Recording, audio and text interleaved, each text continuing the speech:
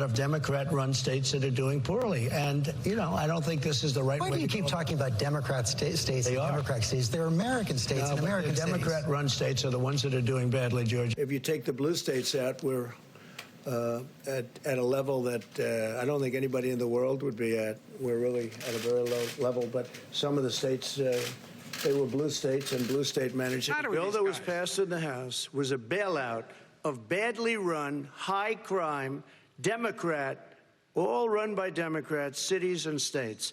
It was a way of getting a lot of money, billions and billions of dollars to these states. Someday people won't believe he was our president. At practically every point during the pandemic, President Trump has tried to shift blame for his own disastrous COVID response to Democrats and Democratic governors, repeatedly threatening to withhold much-needed economic aid just to score political points.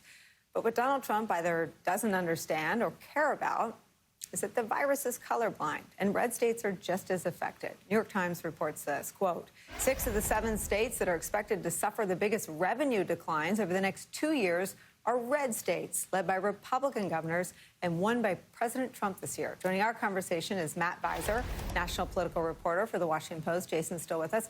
Matt, there is a quote from President-elect Biden in the bottom of Tom Friedman's interview with him this week, where he talks about the need for Democrats to reintroduce themselves or reengage rural America. And he says that the way he's going to do it is by protecting them and healing them from the COVID pandemic and the COVID crisis. And he has always campaigned as someone who wanted to be the president of all Americans, whether they vote for him or not. How does that shape speeches like the one we heard today about the economy and the appointments he's making to his health and economic team?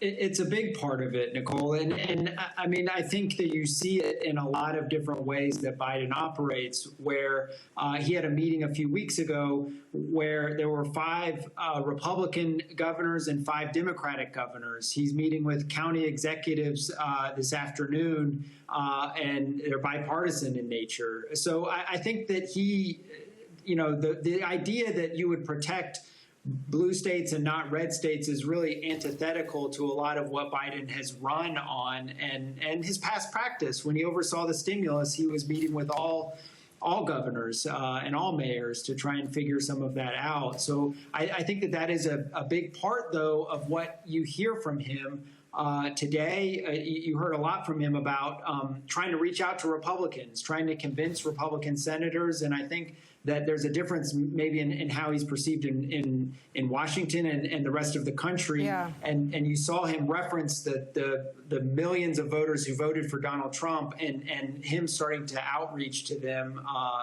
you know, even today.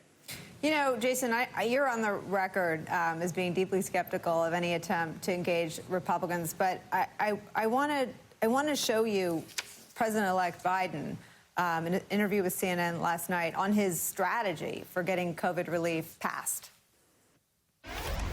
What's immediately needed is relief for people in their unemployment checks, relief for people who are going to get thrown out of their apartments after Christmas because they can't afford to pay the rent anymore, relief on mortgage payments, relief on all the things that are in the original bill the House passed. But in fact, the president said he wouldn't sign any such legislation.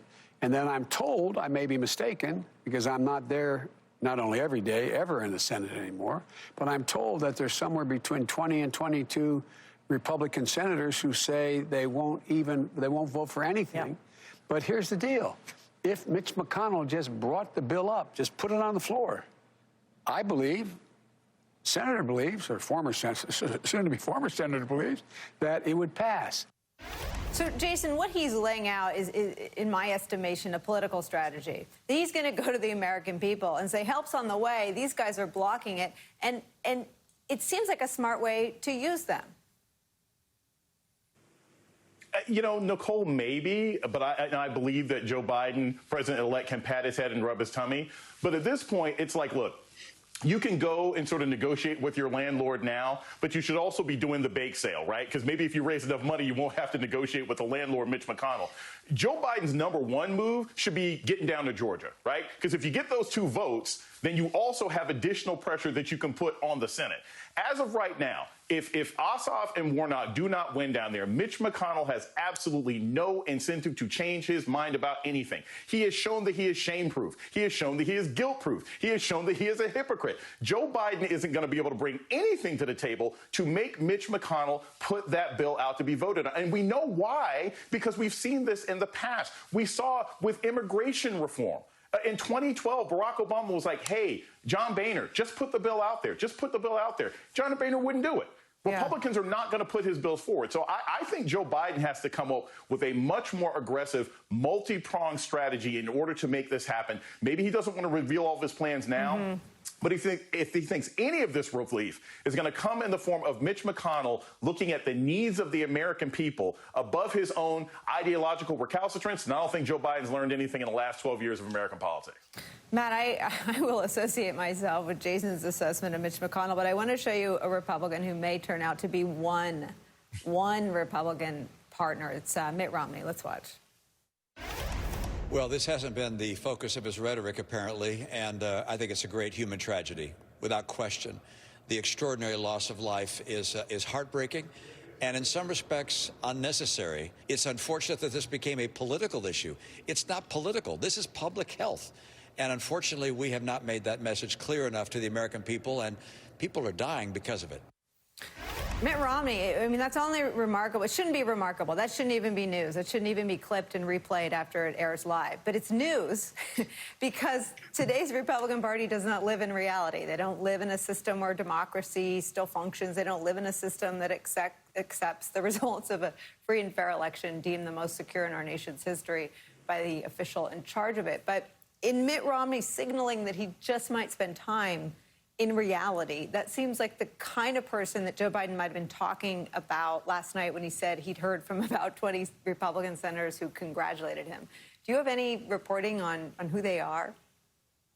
I don't, Nicole. We don't know which Republicans are privately reaching out to Joe Biden. And actually, at the Washington Post, we've been asking all of the senators and congressmen and women, do they believe that Joe Biden is the president? And we're not getting a huge number of responses. So, what do they say? I think that. What do they say? They just say they keep walking. Or like when you ask that question, what is the answer? No comment, or what is it? No comment. Yeah, there's a lot. There's a lot of no comments to whether Joe Biden is president, and there's actually a handful who say Donald Trump is the president.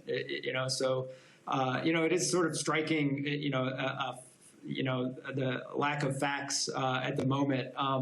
But I do think, Mitt Romney, Susan Collins, there are a handful of Republicans, I think, who would be open to working with Joe Biden. And the most intriguing part of Joe Biden's press conference today was actually his non-answer to whether he's talked with Mitch McConnell. He has in the past said that he hasn't yet talked to McConnell. So it does seem to be an indication that there is a conversation that is starting. And maybe McConnell is one of those who Biden is suggesting is privately reaching out to him. And I do think, there's many reasons for Biden to be skeptical of McConnell, as Jason was pointing out. But I do think that relationship is going to be one of the most fascinating ones to watch in the first 100 days, in the first year of Joe Biden's presidency, and how that develops. And if Biden can move McConnell on anything at all, will be a true test of his presidency. And I think Biden realizes that. It's so interesting, Matt, what you just said. So Joe Biden is making it a central defining message of his transition that he is going to reach out to Republicans in the Senate. Mitch McConnell has made it a central defining characteristic that he will not acknowledge Joe Biden's win. And we still have hope that might be an important relationship. It's fascinating, and you're probably right, but it is a fascinating thing to watch. Matt Visor, Jason Johnson, thank you both so much for spending some time with us. How Trump's America has turned health safety into a cultural flashpoint. The story of a bar desperate to stay in business in the middle of a COVID hotspot. That's next. Frustrated that clothes come out of the dryer wrinkled?